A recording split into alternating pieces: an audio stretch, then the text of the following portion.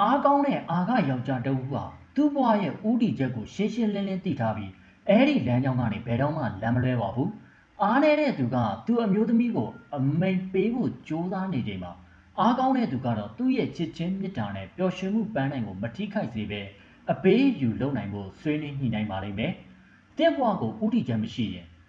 တင်ကိုယ်တိုင်ရဲ့ဘဝရည်ရွယ်ချက်ကိုမသိသေးဘူးဆိုရင်တင့်အမျိုးသမီးကိုဥဆောင်လမ်းပြဖို့ဆိုတာမဖြစ်နိုင်ပါဘူး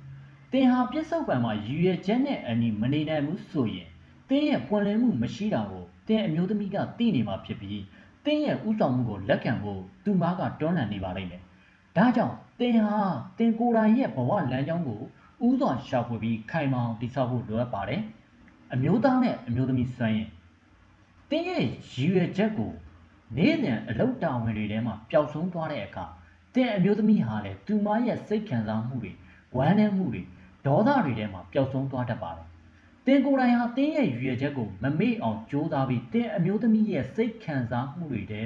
မနှင်မျောအောင်အမှန်တရားကိုဖော်ထုတ်ပေးရပါမယ်။အမျိုးသားတမှုကခေါင်းဆောင်မှုမပေးနိုင်တဲ့အခါ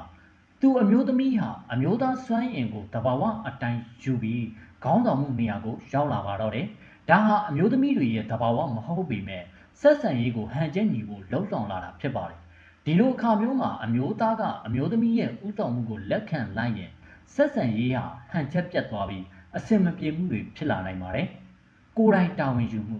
ဒီလိုပြဿနာတွေမဖြစ်စေဖို့အတွက်တင့်ရဲ့ပြင်းရမှုဆွဲလန်းမှုတွေနဲ့ပွင့်လင်းမှုမရှိတာတွေကိုဖယ်ရှားပစ်ဖို့ဟာတင့်မှာပဲတာဝန်ရှိပါတယ်။ဘယ်သူကမှအပြစ်တင်စရာမလိုပဲတင်ကိုယ်ပိုင်ဘဝကိုတိုးတက်အောင်ကြိုးစားဖို့လိုပါတယ်။ဒီလိုကြိုးစားဖို့အတွက်နည်းလမ်းမျိုးမျိုးအသုံးပြုနိုင်ပါတယ်။တငယ်ချင်းတွေနဲ့ဆွေးနွေးတာကုထုံးခံယူတာတရားထိုင်တာဆူတောင်းတာတရားစာကျမ်းစာဖတ်ရှုတာတဘာဝထဲမှာလမ်းလျှောက်တာနေ့စဉ်မှတ်တမ်းရေးတာ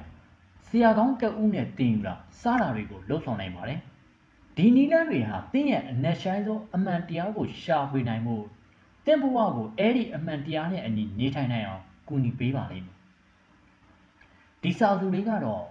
ဆရာဒုက္ခကျော်ရေးသားထားတဲ့အာဃယောက်ျားဆိုတဲ့စာအုပ်ထဲကကောက်နှုတ်ထားတာဖြစ်ပါတယ်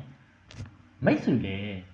အာဃယောက်ျားတယောက်ဖြစ်ဖို့ဆိုရင်ဒီစာအုပ်လေးကိုဝယ်ယူဖတ်ရှုအားပေးလို့ရပါပြီခင်ဗျာ။ဆရာဒုက္ခကျော်ရဲ့အာဃယောက်ျားဆိုတဲ့စာအုပ်လေးကိုလည်းဝယ်ယူဖတ်ရှုအားပေးလိုက်ပါလို့တိုက်တွန်းနှိုးဆော်လိုက်ပါတယ်ခင်ဗျာ။အဆုံးထိကြည့်ရှုပေးတဲ့အတွက်အားလုံးကိုကျေးဇူးအထူးတင်ရှိပါတယ်ခင်ဗျာ။